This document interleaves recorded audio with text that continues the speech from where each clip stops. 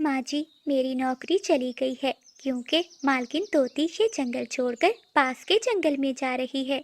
मैं भी यही सोच रही हूँ कि हम दोनों भी पास के जंगल पे चले जाते हैं, शायद वहाँ हमें कोई काम मिल जाए। नहीं मानो बेटी, ये घर तेरे पिता की आखिरी निशानी है। मैं मरते दम तक ये घर नहीं छोड़ सकती। बेटी, तू इसी जंगल में ही कोई काम ढूंढ ले। लेकिन माँ जी, मुझे तो बस समोसे ही बनाने आते हैं, उसके अलावा तो मुझे और कोई भी काम नहीं आता। जैसे पिताजी समोसे बनाते थे, मुझे भी वैसे समोसे बनाने आते हैं। तो ठीक है बेटी, तुम भी जंगल के बाजार में एक समोसों का ठेला लगा लो। इससे हम माँ बेटी का गुजारा हो जाएगा। ठीक है माँ, मैं ऐसा ही करती हूँ। फिर मानो चिड़िया रसोई में जाती है और समोसे बनाने लगती है। मानो बेटी, खुशबू बहुत अच्छी आ रही है। तू बिल्कुल अपने पिताजी जैसे समोसे बना रही है। हाँ माँ, मैंने ये समोसे बनाना पिताजी से ही सीखा है।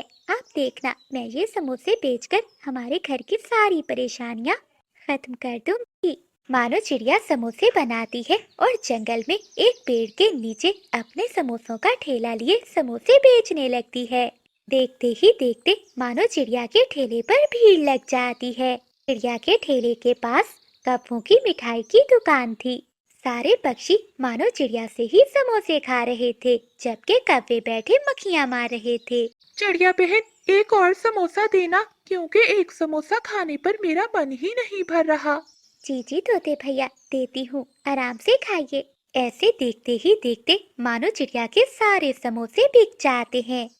बुलबुल, जो ये समोसे नहीं खाएगा वो पछताएगा। क्यों, सही कहा ना मैंने? हाँ हाँ कबूतर, तुम ठीक कह रहे हो। मैंने पास वाले कप्पों की दुकान से खाए हैं समोसे, लेकिन ऐसा स्वाद किसी में भी नहीं। मानो चिड़िया अपने समोसे बेचकर घर चली जाती है।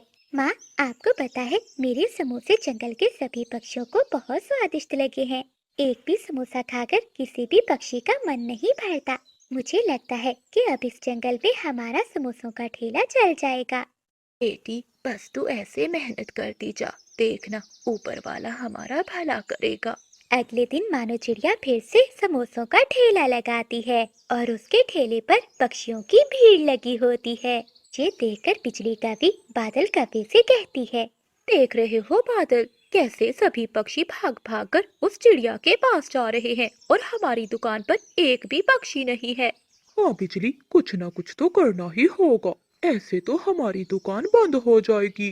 थोड़ी देर बाद चील कौवों की दुकान पर आती है। आइए आइए चील चाची, बताइए आपको क्या चाहिए। हमारी दुकान में सब शुद्ध है, कोई भी मिलावटी चीज नहीं रखते हम। अरे नहीं नहीं काफी, मैं तो मानो चिड़िया का ठेला ढूंढ रही हूँ। ये सुना है कि उसके ठेले पर बहुत स्वादिष्ट समोसे मिलते हैं। मानो चिड़िया चील की बातें सुन रही होती है और वो चील को बुलाती है। चील चाची आइए आइए, मैं ही हूँ मानो चिड़िया। अच्छा, तो क्या तुम वही चिड़िया हो जिसके समोसे पूरे जंगल में मशहूर हैं? हाँ चील चाची, आप बिल्कुल सही जगह पर आई हैं। चिड़िया, मैंने तुम्हारे समोसों की बहुत तारीफ सुनी है, इसलिए मैं तुम्हें एक बहुत बड़ा ऑर्डर देने आई हूँ।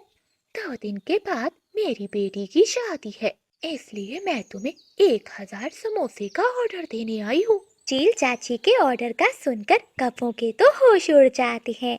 ठीक है, आप चिंता नहीं करें, मैं समय पर समोसे बनवाकर आपके घर में पहुंचा दूंगी। ठीक है चिड़िया, मैं इंतजार करूंगी। ऐसा कहते हुए चील चाची वहां से चली जाती है। बादल जी, इस चिड़िया का कुछ ना कुछ तो करना होगा, नहीं तो ये चिड़िया और भी मशहूर हो जाएगी। हाँ बिजली, मेरी इतने सालों की मेहनत पर मैं ऐसे पानी नहीं फिरने दूंगा। अब मुझे कुछ ना कुछ तो करना ही होगा। हाँ बिजली, मैंने सोच लिया है, एक उपाय है मेरे पास। इससे चिड़िया का ठेला भी बंद हो जाएगा और चील चाची का ऑर्डर भी मुझे मिल जाएगा। ऐसा कहते हुए बादल कपा बिजली कपी के कान में कुछ बताता है। अगले दिन मानो चिड़िया चील चाची के ऑर्डर के लिए समोसे बना रही होती है। मानो बेटी, अब बस कर जा, आजा, पहले थोड़ा भोजन खा ले, बाद में काम कर लेना। नहीं माँ, पहले मैं सारे काम खत्म कर लूँ। चील चाची का ऑर्डर है, अगर उसे समोसे पसंद आए तो हमारे लिए बहुत अच्छा होगा। माँ, बस सारे समोसे बन ही गए हैं, मैं इन्हें अच्छे से टोकरी में बंद करके रख देती हूँ। फिर मानो चिड़िया वो सारे समोसे एक टोकरी में ढक कर चली जाती है। रात होते ही वो काफी चिड़िया के घर आते हैं और रसोई की खिड़की से अंदर घुस जाते हैं। बिजली, ये रहे चिड़िया के बनाए हुए समोसे। देखो मैं क्या करता हूँ। ऐसा कहते हुए बादल कव्वा एक तवा निकालता है और उन समोसों पर डाल देता है। बादल जी, अब जब सुबह होते ही चिड़िया ये सब देखेगी तो उसकी शक्ल देखने वाली होगी। ऐसा कहते हुए वो पति पत्नी वहां से चले जाते हैं। समोसों पर दवाई छिड़कने से वो सारे समोसे खराब हो जाते हैं और उनमें से बदबू आने लगती है। अगली सुबह जब मानो चिड़िया वो समोसे उठाने जाती है तो उसमें से बहुत गंदी बदबू आ रही थी। ये देखकर चिड़िया बहुत हैरान होती है। माँ, जल्दी आओ, देखो ये समोसों को क्या हो गया है। बेटी, क्या हुआ? तुम ऐसे क्यों शोर मचा रही हो? माँ देखिए ना, समोसे खराब हो गए हैं। मैंने तो रात को इन्हें ढक कर रखा था, शायद इसी वजह से। अब मैं क्या करूँ? माँ, अगर मैंने चील चाची को शाम तक समोसे नहीं दिए तो मेरा ठेला नहीं चलने देंगी वो। ऐसा कहते हुए मानो चिड़िया रो ही रही थी कि तभी उनके घर के बाहर एक बूढ़ी फाख्ता आती है। कोई है? मुझे एक गिलास पानी पिला दो। बहुत गर्मी है, मैंने ना कुछ खाया है और ना पिया है। मानो चिड़िया बाहर जाती है। जी माँ जी, आइए, आप अंदर आइए, मैं अभी आपको पानी देती हूँ। फिर बूढ़ी फाख्ता घर में आ जाती है और फिर उसे पीने के लिए पानी देती है। तभी बूढ़ी फाख्ता की नजर समोसों पर जाती है। बेटी, मैंने सुबह से कुछ नहीं खाया, मुझे एक समोसा दे दो। लेकिन माँ जी, इन समोसों में से तो बदबू आ रही है। तो फिर क्या हुआ बेटी? इनमें से ही मुझे एक समोसा दे दो। फिर मानो चिड़िया समोसों की टोकरी से एक सही सा समोसा निकालकर उस बूढ़ी फाख्ता को देती है। बूढ़ी फाख्ता वो मजे मजे से समोसा खा जाती है। बेटी, समोसे तो बहुत स्वादिष्ट है। माँ जी, क्या करूं, मेरे साथ एक बहुत बड़ी घटना हो गई है। इन सभी समोसों में से गंदी बदबू आ रही है। मुझे ये आज ही चील चाची को देने थे। बेटी, तू चिंता नहीं कर, जो मेहनत करता है उसे हमेशा सफलता मिलती है। बेटी, मेरे पास ये एक टोकरी है, तुम ये ले लो, शायद ये तुम्हारे किसी काम आ जाए। ऐसा कहते हुए बूढ़ी फाख्ता वहां से चली जाती है। अब मैं इस टोकरी को कहाँ रखूंगी? ऐसा करती हूँ, कुछ समोसे जो बच गए हैं इन्हीं में रख देती हूँ। फिर मानो चिड़िया बचे हुए समोसे उस टोकरी में रखने लगती है। जैसे ही चिड़िया एक समोसा टोकरी में रखती है तो पूरी टोकरी समोसों से भर जाती है। ये क्या माँ, इतने सारे समोसे कहाँ से आ गए? बेटी, मुझे लगता है ये टोकरी जादुई टोकरी है।